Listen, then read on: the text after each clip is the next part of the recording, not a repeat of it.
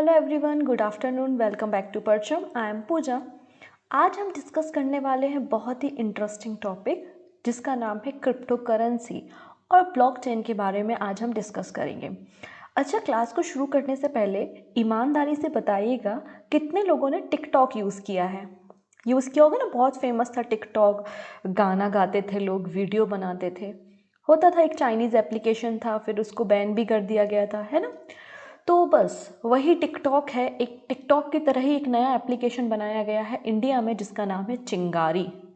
नाम ही इंटरेस्टिंग है, क्यों? चिंगारी application, short video application in India. आप देख सकते हैं जैसे कि टिकटॉक काम करता था वैसे ही चिंगारी एप्लीकेशन काम करता है। उसमें शॉर्ट वीडियोस बना सकते हैं, उन्हें देख सकते हैं। लेकिन ऐसा क्यों ना हो, आप जो भी शॉर्ट वीडियो बना रहे हैं या जो भी देख रहे हैं, जो भी कंटेंट बना रहे हैं, अगर आपको इसके लिए पैसा मिलने लगे, कोई टोकन मिलने लगे, मतलब इसका मोनेटाइजेशन हो जाए तो और भी अच्छा हो जाएगा, मतलब डिजिटल प्लेटफॉर्म और भी वास्ट हो जाएगा। तो ऐसे ही शुरुआत इस चिंगारी एप्लीकेशन के ज़रिए की गई है। तो आज हमें इसी टॉपिक को बहुत अच्छे से समझना है। तो यहाँ पर आप देखेंगे सलमान खान ने भारत का पहला क्रिप्टो टोकन लॉन्च किया है जिसका नाम है गारी। तो चिंगारी एप्लीकेशन के ज़रिए क्या मिलेगा आपको? गारी टोकन मिलेगा। फॉर एग्जाम्पल, कोई एक वीडियो है, कोई भी कंटेंट है, किसी मूवी की शॉर्ट क्लिप है या जो भी है, ठीक है, आप देख रहे हो या आपने कोई शॉर्ट वीडियो बनाया है, कहाँ पर? चिंगारी एप्लीकेशन पे। जब आप वीडियो देखोगे, बनाओगे, तो आपको एक टोकन मिलेगा एज अ रिवॉर्ड जिसको हम गारी टोकन कहेंगे। और यही गारी टोकन जो है वो एक क्रिप्टो टोकन है।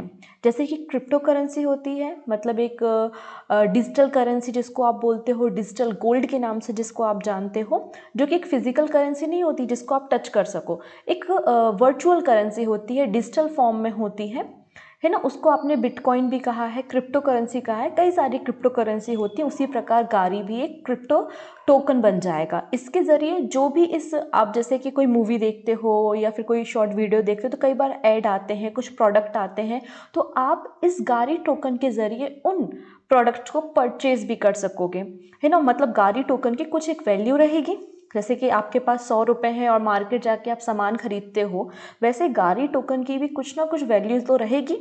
तो उसके ज़रिए आप प्रोडक्ट को परचेज कर सकते हो। ये तो डिपेंड करता है कि कितने गारी टोकन लॉन्च होते हैं, उनकी वैल्यू कितनी होती है, मोनेटाइजेशन किस प्रकार से होता है। फॉर एग्जांपल, अगर आज से हम 10-12 साल पहले चलते हैं, 2008 की बात करते हैं, जब बिटकॉइन आया था, एक क्रिप्टो करेंसी आई थी, तो उसकी वैल्यू कितनी कम थी। और आपने रिसेंट ईयर्स में देखा, रिसेंट इनफैक्ट मंथ में देखा कि एक बिटकॉइन की वैल्यू जो है वो लाखों में चली गई।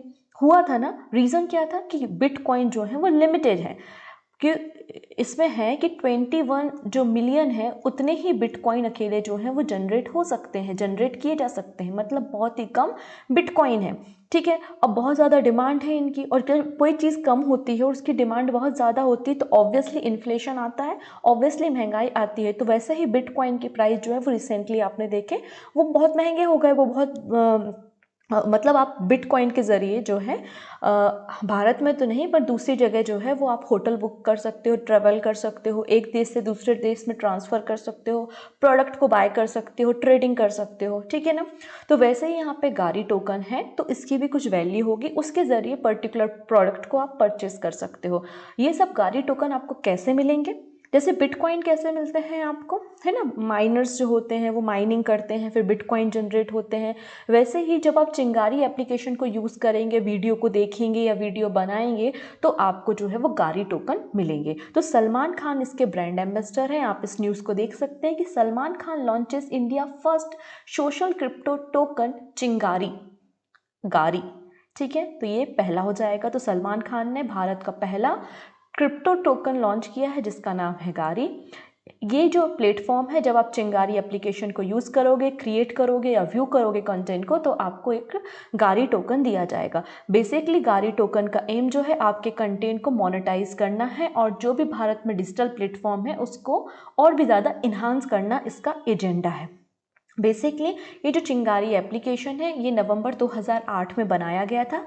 इसके जो सीईओ हैं वो सुमित घोष हैं। इसके अलावा दीपक साल्वे और विश्वाथम नायक के द्वारा इसे बनाया गया था। टिकटॉक का ही ऑल्टरनेटिव जो है वो चिंगारी है, आप ऐसा कह सकते हैं। लगभग पिछले कुछ समय में 50 मिलियंस जो मंथली यूज़र इसके हैं और 78 मिलियंस डाउनलोड हो चुके हैं चिंगारी एप्लीकेशन के। आप यहाँ पे जो इमेज देख रहे हो ये सुमित घोष की इमेज है और ये ही है CEO and the founder of the चिंगारी एप्लीकेशन। और इसी चिंगारी के जरिए जो टोकन दिया जाएगा उसका नाम होगा गारी। अब गारी जो टोकन दिया जाएगा, जैसे कि आपका बिटकॉइन है वो ब्लॉकचेन पे काम करता है, वैसे ही आपका जो गारी टोकन होगा, जो डिजिटल करेंसी आप जनरेट कर रहे हो वो भी आपकी ब्लॉकचेन पे ही काम करेगी। तो इसलिए किसी कंपनी के साथ आपको टाई अप करना पड़ेगा या पार्टनरशिप करनी पड़ेगी। तो the company has partner with the Solana blockchain to build the crypto token. तो क्रिप्टो टोकन जो गारी टोकन जनरेट हो रहे हैं सोशल मीडिया पे चिंगारी एप्लीकेशन को यूज़ करने के बाद, तो ये कहाँ से लिंक है? सोलोना ब्लॉकचेन से है। तो ब्लॉकचेन के ज़रिए ही क्रिप्टो टोकन जनरेट होंगे। आगे हम देखेंगे कि ब्लॉकचेन क्या होती है और ब्लॉकचेन कैसे काम करती है और उसके एप्लीकेशन क्या है, क्योंकि फ्यूचर का जो रिवॉल्यूशन है वो ब्लॉकचेन को माना जाता है। अगर इसको लोगों ने अडॉप्ट कर लिया तो आप यकीन मानिए एकदम अलग ही जो है वो आपको रिवॉल्यूशन देखने को मिलेगा। तो यहाँ पर आप देख सकते हैं कि चिंगारी एप्लीकेशन है जो गारी टोकन लॉन्च करेगा और इसका गारी टोकन को कौन जनरेट करेगा? Solana power. तो ये सब चीज़ें हैं यहाँ पे लिंक्ड हैं। लगभग 19 मिलियन जो है डॉलर की फंडिंग अभी तक हो चुकी है। न्यू मोनेटाइजेशन टेक्निक है बेसिकली ये। लिखा हुआ है सुमित घोष ने, जो कि चिंगारी को फाउंडर और द CEO हैं, said that the Gari would enable content monetization to become more mainstream in India and the blockchain platform would allow user to obtain token for creating and viewing content। जो बात मैंने कही वो मतलब अमित घोष जी के द्वारा कही गई थी। ठीक है, सलमान खान इसके क्या है? ब्रांड एम्बेसडर है और इनके द्वारा जो है NFT गारी टोकन लॉन्च किया गया है। तो आपके दिमाग में क्वेश्चन बन रहा होगा ये NFT क्या होता है ना? तो आइए हम उसको भी समझते हैं कि NFT क्या होता है। सलमान खान पहले बॉलीवुड एक्टर नहीं है जिन्होंने क्रिप्टो करेंसी की तरफ ध्यान दिया है। इसके पहले CoinDCX ने भी अमिताभ बच्चन को as a brand ambassador sign किया था। ठीक है, Chingari blockchain platform will allow user to obtain token for creating and the watching content. The idea is to monetize creator talent with ethical amount of money and empower them by the social platform. क्योंकि बहुत से लोग हैं बहुत समय waste करते हैं तो उनकी एक अर्निंग भी शुरू हो जाएगी बाय द सोशल प्लेटफॉर्म। यही विजन है इसका। अब यहाँ पर अगर हम बात करें तो जैसे कि मैंने कहा कि बिटकॉइन लिमिटेड है। जब कोई चीज़ लिमिटेड होती है तभी तो उसका इन्फ्लेशन आता है, तभी उसकी वैल्यू बढ़ती है। जैसे कि 21 मिलियंस बिटकॉइन है, इससे ज़्यादा बिटकॉइन जनरेट नहीं होंगे। वैसे ही यहाँ पे जो गारी टोकन है उनकी सप्लाई 1 बिलियन की जाएगी। ठीक है, लेकिन एक साथ 1 बिलियन नहीं कर दी जाएगी। अभी बोला है कि चिंगारी जो टीम है वो 10% टोटल सप्लाई का अपने पास होल्ड करेगी और नेक्स्ट मंथ तक जो है वो 200 से 300 मिलियन जो है वो सर्कुलेट कर दिया जाएगा at the end of the first year. तो गारी टोकन 200 से 300 मिलियन पब्लिक के लिए आ जाएंगे। तो US के इन्वेस्टर, भारत के इन्वेस्टर सभी लोग इसको परचेस कर सकेंगे। ये बात यहाँ पर मेंशन की गई है। ठीक है, इतनी चीज़ें आपको एप्लीकेशन की समझ में आई होंगी। तो जैसा कि मैंने कहा ये एक NFT है। NFT के साथ साथ ये क्या है? एक ब्लॉकचेन पे काम करता है, क्योंकि NFT बेसिकली ब्लॉकचेन के कॉन्सेप्ट पर ही है। NFT समझते हैं non fungible token is a unique and the non-interactable unit of data stored in a digital ledger। जैसे कि एक एक्सेल शीट है, अगर आप उसमें कोई डेटा स्टोर करते हो तो कोई दूसरा यूज़र आएगा उसमें टाइप करके डेटा को मॉडिफाई कर लेगा। लेकिन जो NFT होता है उसमें जो भी डेटा, जो भी यूज़र इन्फॉर्मेशन, फॉर एग्जांपल मेरी बैंक अकाउंट की डिटेल या मेरा पासवर्ड स्टोर है, तो वो इतना सिक्योर होगा या इतना उसका पासवर्ड इतना यूनिक होगा कि कोई भी दूसरी व्यक्ति जो है वो उसको चेंज नहीं कर सकता। ठीक है, तो ये जो NFT होता है ये एक ऐसा टोकन होता है जो यूनिक होता है और नॉन इंटरचेंजेबल होता है। फॉर एग्जांपल आजकल बहुत ज़्यादा करप्शन देखने मिलते हैं। फॉर एग्जांपल कि एक व्यक्ति, मैं किसी कंपनी की ओनर हूँ और एक व्यक्ति इंटरव्यू के लिए आता है और वो मुझसे बोलता है कि मैं IIM से पढ़ा हुआ हूँ। उसने एक सर्टिफिकेट दिखाया, एक डिग्री दिखाई, उसमें IIM लिखा हुआ था। ठीक है ना, अब उसने क्या किया था, ये फर्जी डिग्री थी। अगर आप एजुकेशन इंस्टीट्यूट को जो है वो ब्लॉकचेन के जरिए जोड़ दी जाए, एक अकाउंट बना दिया जाए जिसमें IIM के जितने भी स्टूडेंट पास हुए उनका डेटा वहाँ पर अवेलेबल हो और मैं उनसे उस डाटा को अगर एक्सेस कर सकूँ तो मैं उस फ्रॉड को पकड़ सकती हूँ। मतलब ब्लॉकचेन जो है वो सिक्योर भी है और यूनिक है क्योंकि एक यूनिक पासवर्ड और यूनिक की इसमें आपको प्रोवाइड की जाती है। तो यहाँ पे डेटा को स्टोर किया जा सकता है by the unique and non interchangeable method, है ना। ये एक ब्लॉकचेन टेक्नोलॉजी पे काम करती है, ठीक है। तो इसको हम समझना है कि ब्लॉकचेन टेक्नोलॉजी क्या होती है। तो जैसे my $10 is value the same as your $10, है ना। 100 रुपये की नोट की जो मेरी वैल्यू वही आपकी सिमिलर है, चेंज कर सकते हैं। मैं 100 का आपको दे देती हूँ, आप मेरा 100 ले लो, तो ये हो गया फंजिबल। अगर हम यहाँ पे बात करते हैं, एक थिएटर में जाते हैं तो सबके पास अलग अलग टिकट्स होती हैं, लेकिन एक ही शो की टिकट है, बस सीट नंबर अलग है ना। मतलब एक ही आप प्लेटफॉर्म को यूज़ कर रहे हो, तो ये होती है सेमी फंजिबल। अगर एनएफटी की बात करते हैं, मतलब एक यूनिक कैरेक्टरिस्टिक होती है, जैसे कि मोनालिसा की जो पेंटिंग है, इसकी कॉपी कितनी भी बना ले लेकिन यूनिकनेस अलग रहेगी।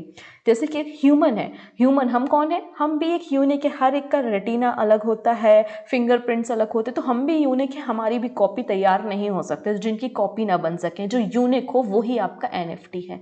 तो एनएफटी क्रिप्टो करेंसी क्या जारी कर रहा है, गारी टोकन जारी कर रहा है।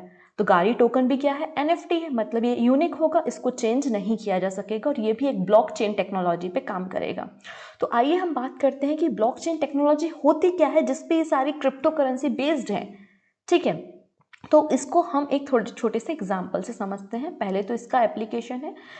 यहाँ ब्लॉकचेन क्या होती है, कलेक्शन ऑफ रिकॉर्ड्स होते हैं जहाँ पे इंपॉर्टेंट इन्फॉर्मेशन को, डेटा को स्टोर किया जा सकता है, रिकॉर्ड किया जा सकता है, और हर एक ब्लॉक एक दूसरे से क्या होते हैं, आपस में लिंक्ड होते हैं, इसलिए बहुत बड़ी चेन बनती है ना। इसको can not be altered, can not be hack, इसको हैक नहीं कर सकते हैं, इसको अल्टर नहीं कर सकते हैं, इसको डेटा को हैम्पर नहीं कर सकते हैं, क्योंकि ये बहुत ज़्यादा प्रोटेक्टेड होता है, सिक्योर होता है बाय द क्रिप्टोग्राफी।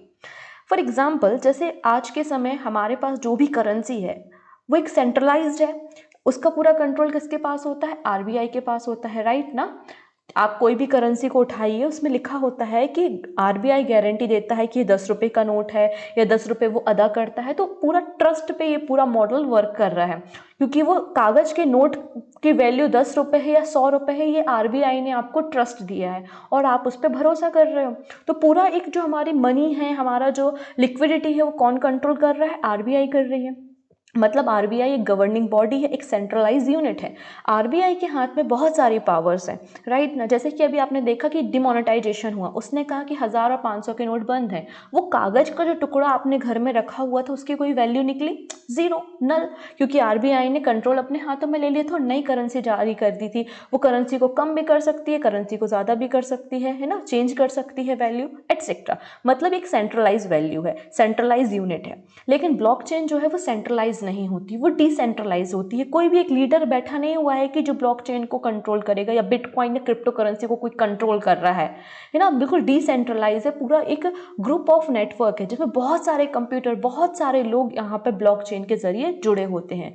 तो जैसा कि मैंने कहा, एक डिसेंट्रलाइज यूनिट होती है जिसमें कोई एक ओनर या एक हेड नहीं होता, किसी एक के पास पावर नहीं होती है। बहुत सारे कंप्यूटर आपस में कनेक्ट होते हैं, बहुत सारे कंप्यूटर आपस में क्या होते हैं, कनेक्ट होते हैं। फॉर एग्जाम्पल, अब एक काम कैसे करता है, जैसे कि मैंने एक डिजिटल लेज़र बनाया, ठीक है। जैसे कि मैंने कहा कि ए व्यक्ति जो है वो बी व्यक्ति को 50 रुपये देना चाहता है, ए व्यक्ति जो है वो बी व्यक्ति को 50 रुपये देना चाहता है।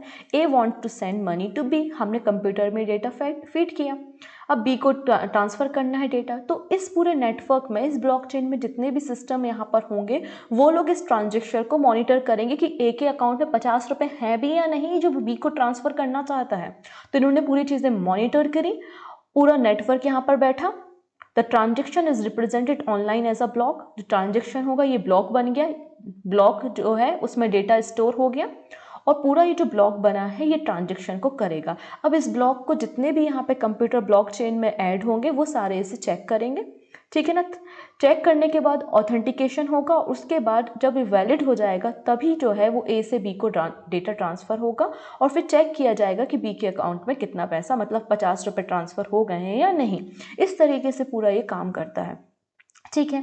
तो मतलब अगर कोई चाहे कि मैं यहाँ पे बी का पैसा जो है वो 50 रुपये से 40 रुपये कर दूँ, मैं डेटा चेंज कर दूँ, तो बाकी जैसे कि 4 सिस्टम है नेटवर्क में, तो 3 के पास तो यही डेटा है ना कि ए ने बी को 50 रुपये भेजे। तीसरा सिस्टम सोच रहा है कि 10 रुपये मैं बीच में कमीशन खा लेता हूँ, तो ये बाकी सारे सिस्टम जो हैं वो इसे अप्रूव नहीं करेंगे, है ना। मतलब अगर आप कह सकते हो कि सिक्योरिटी बहुत ज़्यादा है कि बीच में पैसा आपका कहीं जाएगा नहीं। अगर आप ऐसा सोच रहे हैं कि यहाँ पर नहीं ऐसा हो जाएगा, तो इसके लिए 51% से ज़्यादा आपको कंप्यूटर या नेटवर्क के जो कंप्यूटर है उनकी परमिशन लगेगी, उनको हैक करना पड़ेगा। एक या दो कंप्यूटर को आप हैक करके काम नहीं करा सकते, 51% कंप्यूटर। तो ब्लॉकचेन बहुत बड़ी होती है, दुनिया के हर एक कोने में जो है वो यूज़र्स बैठे हुए हैं जो इस नेटवर्क को यूज़ कर रहे हैं।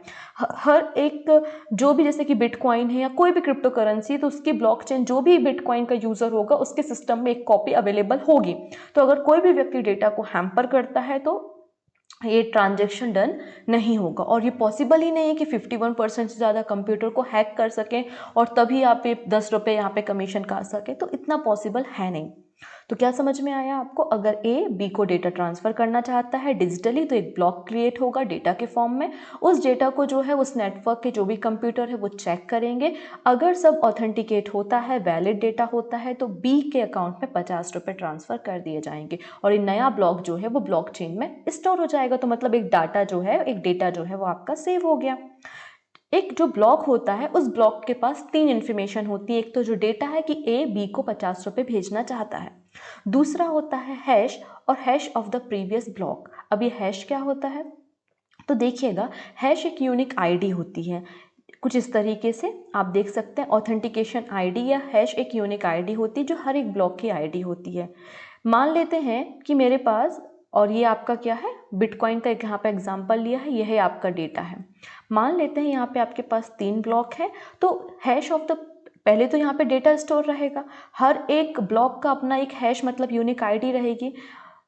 दूसरे वाले की आईडी पहले वाले में भी स्टोर रहेगी। मतलब इस तरीके से दोनों ब्लॉक या सारे ब्लॉक्स जो हैं ब्लॉकचेन में लिंक होते हैं। प्रीवियस हैश का डेटा, प्रीवियस हैश का डेटा, देखिए इस तरीके से प्रीवियस हैश का डेटा भी यहाँ पे स्टोर होता है। अगर मैं इस ब्लॉक को हैम्पर करती हूँ, नुकसान पहुँचाने की कोशिश करती हूँ, तो इसका हैश चेंज हो जाएगा। और अगर इसका हैश चेंज हो गया तो क्या होगा, इसके आगे जो प्रीवियस जो इसको स्टोर किया था वो भी चेंज हो जाएगा, अगला वाला ब्लॉक भी चेंज हो जाएगा। इस तरीके से पता चल जाएगा कि कोई भी यहाँ पे डेटा को टैम्पर किया गया है या नुकसान पहुंचाया गया है। इसलिए ब्लॉकचेन बहुत ही ज़्यादा क्या मानी जाती है, सिक्योर मानी जाती है। इसमें डेटा जो है वो सिक्योर रहता है। बात समझ में आई? तो ये पूरी ब्लॉकचेन कहलाती है। और जो भी क्रिप्टो करेंसी, क्योंकि बहुत सारी मार्केट में क्रिप्टो करेंसी है, लगभग 1000 से ज़्यादा क्रिप्टो करेंसी मार्केट में अवेलेबल है। तो जो लोग भी इस क्रिप्टो करेंसी को, जैसे कि मैं बिटकॉइन फॉर एग्जांपल यूज़ करती हूँ, तो ये जो ब्लॉकचेन होगी बिटकॉइन की, इसकी एक कॉपी मेरे पास अवेलेबल रहेगी, है ना। तो इसमें आप कहेंगे ये तो हमारी प्राइवेसी को भी ब्रीच कर सकता है। उस व्यक्ति को अगर पता चल रहा है कि मेरे अकाउंट पे 50 रुपये हैं, तो ये तो हमारा आर्टिकल 19 या हमारे जो प्राइवेसी राइट्स हैं आर्टिकल 21 उनका ब्रीच कर देता है। तो आंसर हो जाएगा नो। कैसे नो? फॉर एग्जांपल जैसे कि आप ईमेल यूज़ करते हो, तो आपकी एक ईमेल आईडी होती है और एक पासवर्ड होता है। वैसे जब आप ब्लॉकचेन या फिर कोई भी क्रिप्टो करेंसी प्लेटफॉर्म को यूज़ करते हो, तो उसमें भी आपके 2 पासवर्ड्स होते हैं, एक पब्लिक की होती है और एक प्राइवेट की होती है। ठीक है, एक क्या होती है, पब्लिक की होती है, और दूसरी क्या होती है, आपकी प्राइवेट की होती है। तो जैसे कोई डेटा है, जैसे कि कोई ब्लॉक है, ए ने डेटा भेजना चाहता है बी को, है ना। तो ए व्यक्ति का यहाँ पे पब्लिक की दिखेगी, लेकिन इसकी प्राइवेट की किसी को नहीं दिखेगी। आप नहीं पता लगा सकते कि ए के अकाउंट में कितना पैसा है। वो ए ही अपनी प्राइवेट की को देख के अपने अकाउंट को एक्सेस कर सकता है। बात समझ में आ रही है? तो इस तरीके से पूरा काम कर सकता है। तो इसके फ्यूचर यूज़ बहुत ज़्यादा हैं, स्पेशली वोटिंग में, क्योंकि जनरली आप देखते हैं कि वोटिंग में करप्शंस बहुत ज़्यादा हो जाते हैं।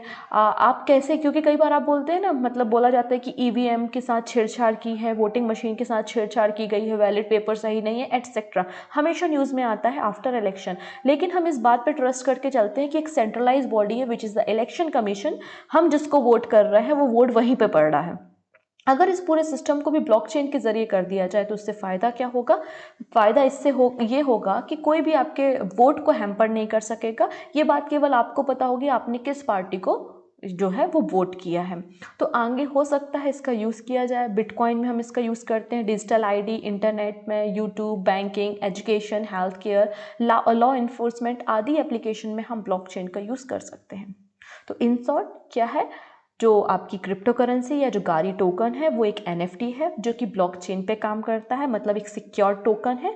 जब आप चिंगारी एप्लीकेशन पे वीडियो बनाएंगे या क्रिएट करेंगे कंटेंट या देखेंगे कंटेंट्स को, तो आपको गारी टोकन जनरेट होगा। जो कि ब्लॉकचेन या टोकन के फॉर्म में होगा। उस टोकन का यूज़ एज अ बिटकॉइन जैसे हम करते हैं ना, किसी प्रोडक्ट को बाय करने में हम कर सकते हैं। तो बेसिकली मोनेटाइजेशन करने के लिए हमारे कंटेंट को ये सारा कार्यक्रम किया जा रहा है और इसके ब्रांड एम्बेसडर कौन है? सलमान खान है। सो क्लियर हुआ सारा मैटर? थोड़ा बहुत कॉन्सेप्ट तो समझ में आया होगा कि ब्लॉकचेन होता क्या है, किस तरीके से डेटा सिक्योर है और उसको हैम्पर नहीं कर सक रहे हैं। तो बताइएगा कमेंट में कि आपको कैसा लगा सेशन।